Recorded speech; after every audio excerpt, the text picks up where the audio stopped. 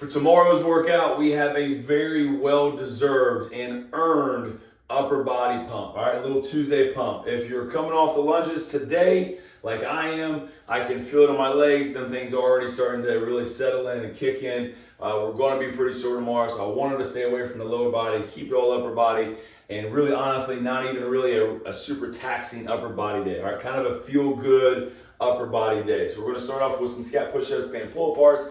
If you're not familiar with scat push-ups, I'm in a push-up position, arms straight, and I'm just protracting and retracting my shoulder blades. That's just a nice little shoulder warm-up. And then the only really compound movement that we're hitting is those weighted chin-ups, 4 sets of 5.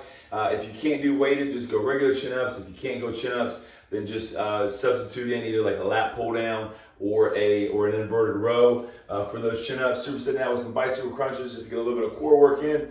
All right, and then we've got just a bunch of feel-good upper body stuff, right? So we've got some dumbbell shoulder presses, some straight arm pull downs, side raises, hammer curls, and then finishing off, all right, because summer is right around the corner, I wanted to get just a little bit more cardio, get the heart rate up a little bit at the end.